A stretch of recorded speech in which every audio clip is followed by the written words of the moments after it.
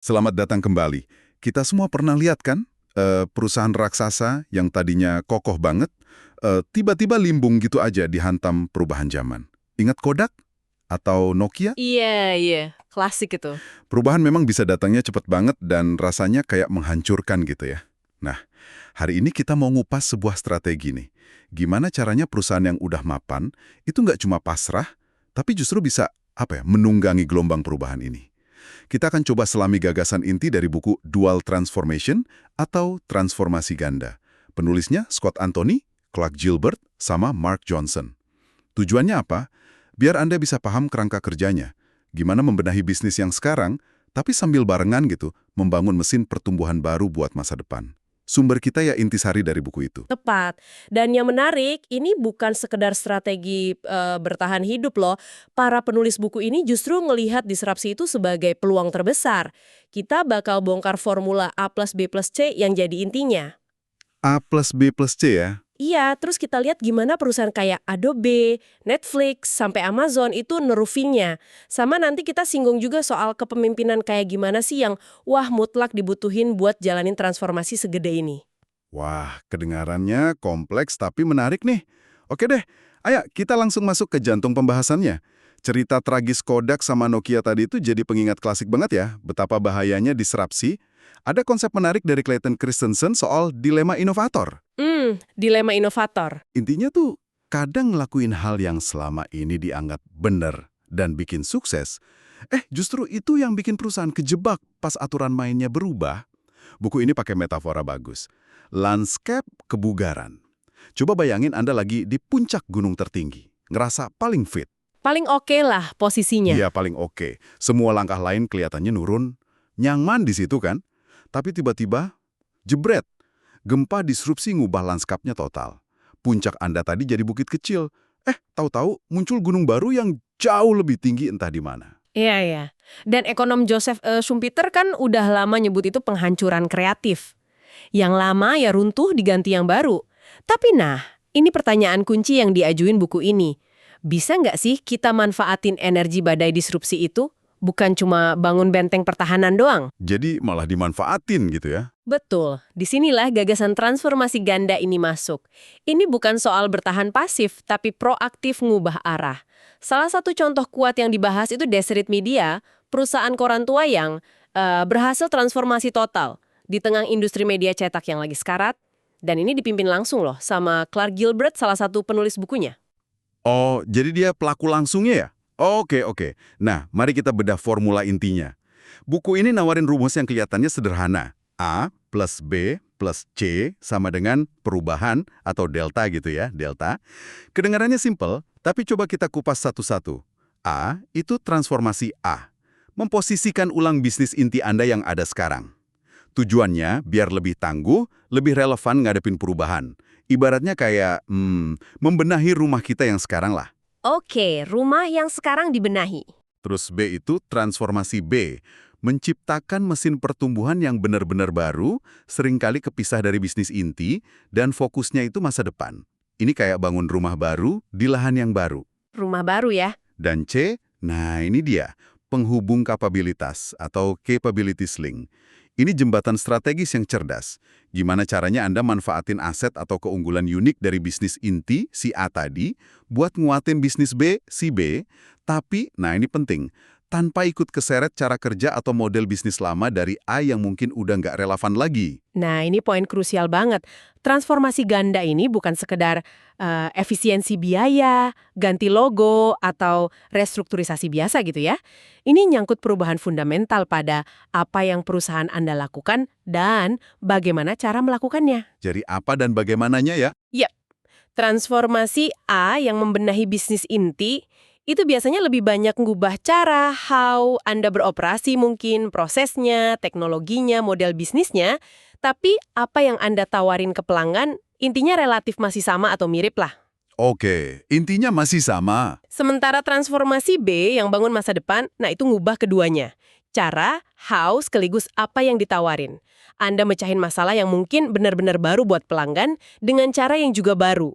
Nanti kita lihat deh contohnya Xerox gimana, dari cuma jual mesin fotokopi ke penyedia layanan dokumen, Atau Janssen dari J&J yang mulai geser dari ngobatin penyakit jadi mencegah penyakit sebelum kejadian? Menarik, menarik. Oke, kita fokus dulu ke transformasi A, memperkuat inti. Ini soal mengubah cara operasi bisnis yang udah ada biar tetap oke gitu ya. Contoh paling sering disebut dan jelas banget itu Adobe. Ingat nggak zaman kita beli software kayak Photoshop atau Illustrator masih pakai kotak fisik? Oh iya, inget banget. Mahal lagi dulu. Haha, iya. Nah, Adobe itu ngelakuin transformasi A yang radikal banget dengan pindah total ke model langganan basis cloud. Yang kita kenal sekarang Creative Cloud itu SaaS lah ya. Dan langkah itu, wah, ngubah segalanya buat mereka. Itu nyentuh langsung beberapa kunci sukses transformasi Adobe yang diurai penulis. Pertama, mereka berhasil paham job to be done pelanggan di era digital. Apa sih kerjaan mendasar yang pengen diselesaikan pengguna pakai software mereka di tengah perubahan cara kerja kreatif? Jawabannya bukan lagi sekedar punya software, tapi punya akses terus-menerus ke alat kreatif terbaik dengan fitur terbaru. Bener juga. Akses ya kuncinya. Nah, model langganan ngejawab job itu dengan sempurna. Iya sih. Langganan kan bikin pendapatan mereka jadi lebih stabil. Bisa diprediksi gitu kan. Update fitur jadi jauh lebih gampang dan cepat. Biaya distribusi fisik hilang sama sekali. Bahkan, ini bantu mereka lawan pembajakan software yang dulu gila-gilaan itu. Ini contoh bagus banget gimana ngubah cara model bisnis, bikin bisnis inti jadi jauh lebih kuat. Ada contoh lain yang kita kenal banget nggak? Netflix. Awalnya bisnis mereka kan nyewain DVD lewat pos. Itu inovatif loh pada masanya. Iya, inovatif banget waktu itu. Tapi kemudian, mereka ngelakuin transformasi besar-besaran dengan pindah penuh ke model langganan streaming. Cara operasinya berubah total, tapi intinya tetap sama kan? Ngasih kita akses gampang ke konten hiburan. Dan kita tahulah nasib blockbuster yang gagal transformasi gimana akhirnya kan? Hahaha, iya. Jangan sampai kayak gitu ya. Nah, kunci kedua transformasi A setelah paham job to be done yang baru, yaitu berinovasi di model bisnis Anda buat ngejawabnya. Netflix dan Adobe kan ubah model pendapatan mereka. Ketiga, penting nih, nentuin dan mantau metrik kinerja baru yang relevan sama model bisnis baru ini. Oh iya, metriknya pasti beda ya? Beda banget. Metrik lama kayak jumlah DVD kekirim atau jumlah kotak kejual ya jadi nggak relevan lagi buat Netflix sama Adobe. Mereka butuh metrik baru kayak jumlah pelanggan aktif, tingkat churn, atau pendapatan berulang per pelanggan. Kunci keempat, ini juga penting, implementasinya mesti agresif. Begitu arahnya jelas, ragu-ragu itu bisa fatal. Perlu eksekusi yang cepat dan tegas. Contoh menarik lainnya nih, Deseret Media, perusahaan koran tadi. Mereka sadar berita umum udah jadi komoditas gratis di mana-mana. Jadi mereka transformasi A dengan fokusin ulang konten mereka ke curug unik, iman, dan keluarga. Sesuatu yang punya nilai beda yang kuat buat audiens target mereka. Oh, jadi lebih spesifik gitu ya? Iya, atau BYU Idaho, sebuah universitas yang secara radikal mutusin fokus cuma ke pengajaran berkualitas dengan biaya terjangkau. Terus mereka pangkas habis-habisan biaya buat riset mahal yang nggak langsung dukung misi pengajaran itu. Ini semua bentuk transformasi A yang berani loh. Oke, jadi transformasi A itu intinya nguatin fondasi rumah yang udah ada. Nah, setelah benahin rumah yang ada, A, langkah berikutnya yang lebih menantang nih, tapi kata buku ini juga penuh peluang, adalah bangun rumah baru. B, nyiptain mesin pertumbuhan buat masa depan. Disinilah letak peluang terbesar dari disrupsi, menurut para penulis. Ada satu wawasan penting yang mereka tekanin. Disrupsi itu hampir selalu memperluas pasar secara keseluruhan, bukan malah nyusutin. Coba deh pikirin, orang berhenti nggak ngambil foto setelah era film Kodak berakhir? Enggak lah, malah makin banyak. Sama sekali enggak kan? Justru jumlah foto yang diambil dan dibagikan itu meledak berkali-kali lipat gara-gara kamera digital sama ponsel. Terus, orang berhenti nggak konsumsi berita setelah era koran cetak meredup? Nggak juga kan?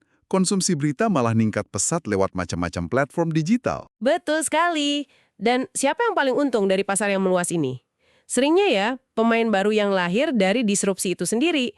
Google, Facebook, Twitter, mereka kan raksasa yang tumbuh dari disrupsi di industri media dan iklan tradisional.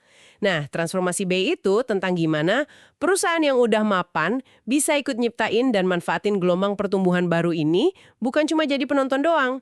Ada beberapa contoh bagus dari perusahaan mapan yang sukses ngelakuin transformasi B. Singapura misalnya, punya Singpost, Singapore Post.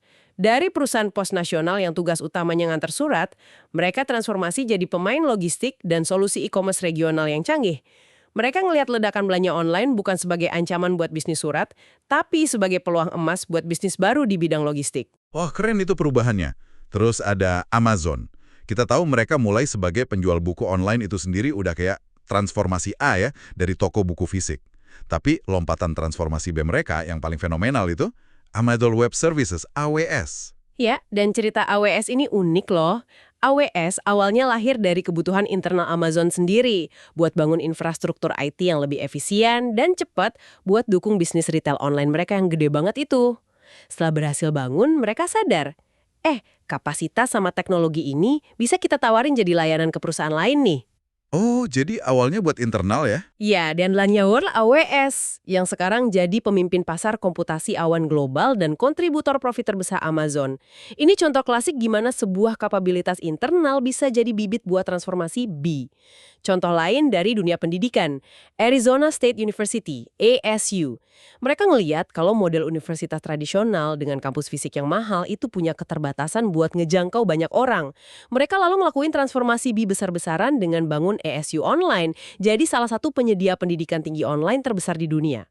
ASU Online, ia pernah dengar? Mereka jangkau segmen mahasiswa yang jauh lebih luas, biayanya lebih terjangkau, bahkan ada kerjasama unik sama Starbucks di mana barista bisa kuliah S1 gratis lewat program online ASU itu. Wah, keren banget. Ini langsung nyorot kunci sukses pertama transformasi B yang disebut buku ini ya, yaitu ngidentifikasi pasar terkendala atau constraint markets. Tepat. Cari di mana ada sekelompok besar orang yang sebenarnya pengen nyelesain suatu masalah atau memenuhi kebutuhan, tapi nggak bisa karena kehalang kurangnya skill, biayanya kemahalan, aksesnya susah, atau waktunya nggak mungkin. Pendidikan tinggi yang mahal dan terikat lokasi itu contoh pasar terkendala yang berhasil dibuka sama ASU Online. Oke, cari pasar terkendala. Terus?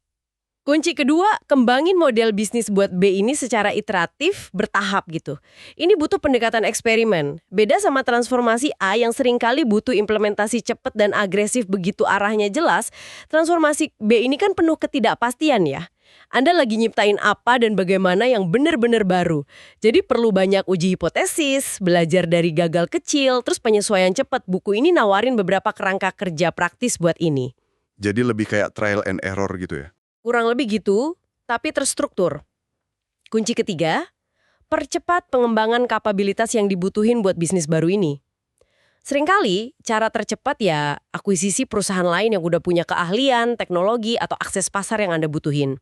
Atau bisa juga rekrut talenta dari luar, para penulis nyebutnya alien, orang-orang dengan perspektif dan keahlian baru yang beda dari orang dalam, diplomat, yang mungkin lebih paham seluk-beluk perusahaan inti tapi kurang biasa sama dunia baru yang dimasukin si B ini. Alien sama diplomat. Haha, istilahnya unik.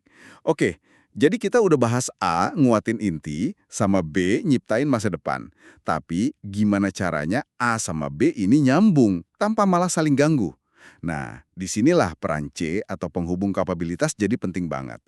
Ini tentang gimana perusahaan mapan justru bisa punya keunggulan dibanding startup baru yang lincah itu.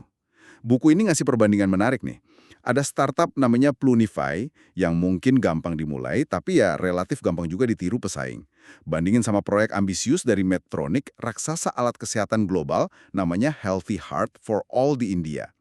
Tujuannya mulia banget, nyediain alat pacu jantung buat masyarakat penghasilan rendah yang sebelumnya nggak mampu. Bayangin tantangannya. Bawa teknologi penyelamat hidup ini ke pelosok India, jangkau mereka yang tadinya nggak punya harapan. Dan proyek Medtronic ini susah banget ditiru sama startup manapun. Kenapa? Karena Medtronic bisa manfaatin C, aset-aset unik mereka dari bisnis inti. A, hubungan puluhan tahun sama dokter dan rumah sakit di India, pemahaman mendalam soal regulasi alat kesehatan yang ribet, teknologi alat pacu jantung yang terdepan, dan yang gak kalah penting, neraca keuangan yang kuat buat danain skema pinjaman alat pacu jantung yang inovatif pertama di dunia waktu itu. Wah, iya juga ya. Startup mana punya itu semua? Nah, startup jelas nggak punya senjata kayak gitu. Inilah yang disebut unfair advantage atau keunggulan tersembunyi perusahaan mapan. Jadi C ini soal manfaatin keunggulan tersembunyi itu secara cerdas ya? Betul. Kuncinya ada di keseimbangan. Gimana minjem aset unik dari A buat ngasih B keunggulan kompetitif, tapi tanpa ikut bawa serta biaya atau beban dari model bisnis atau cara kerja lama A yang bisa ngehambat si B. Ada 3 cara ngelola jembatan C ini secara efektif, kata penulis. Pertama, pilih kapabilitas yang dipinjam secara sangat selektif. Harus milih-milih banget ya? Iya, cuma pinjam dari A, apa yang benar-benar ngasih back unggulan signifikan dan susah ditiru. Hati-hati sama kapabilitas yang kelihatannya gratis karena udah ada di A, tapi sebenarnya nggak cocok atau malah ngehambat B. Contohnya tadi soal tim sales di Deseret Media. Tim sales iklan cetak A yang biasa jual iklan mahal ke klien korporat gede, ternyata kesulitan pas diminta jual iklan digital B yang volumenya tinggi tapi harganya jauh lebih murah ke ribuan UKM. Model insentifnya beda, cara jualannya beda. Oh iya, nggak nyambung ya jadinya. Nah, di kasus ini, kapabilitas sales A malah jadi penghambat buat B. Kayak kata Gilbert, pembeli digital butuh penjual digital. Kunci kedua, kelola jembatan ini secara sengaja dan strategis. Bisa bentuknya sistem formal, misalnya ada perusahaan kimia bikin jalur fast pass buat percepat proses kualifikasi supplier kecil inovatif bagian dari B, biar nggak kejebak birokrasi standar perusahaan gede, A. Oh, jadi ada jalur khusus gitu. Bisa juga lewat pembentukan tim pertukaran formal, kayak di Deseret tadi yang punya tim khusus buat kelola konten bareng, atau mastiin konsistensi merek antara divisi cetak A sama digital B. Atau bisa juga netapin harga transfer internal, transfer pricing yang wajar, jadi si B nggak dianggap gratis pakai sumber daya A, dan penggunaannya bisa dievaluasi secara bisnis. Kunci ketiga, dan ini penting banget, kesiapan pemimpin puncak buat ngelakuin arbitrase secara aktif. Maksudnya pemimpin harus jadi wasit yang tegas. Pasti bakal ada saatnya A sama B rebutan sumber daya, perhatian, atau bahkan pelanggan. Pasti ada konflik ya? Puncak harus berani turun tangan dan secara sadar menangin si B kalau emang B itu masa depan perusahaan. Meskipun mungkin si A yang saat ini ngasilin duit lebih banyak. Contoh klasik itu pas CEO Xerox and Mulcahy harus secara personal intervensi buat mastiin tim sales layanan baru B dapat prioritas nanganin akun gede, meskipun itu artinya ngambil potensi pendapatan dari tim sales mesin fotokopi tradisional A. Wah, ini kompleks ya. Ngelola A, bangun B, sambil jembatanin C dengan pas.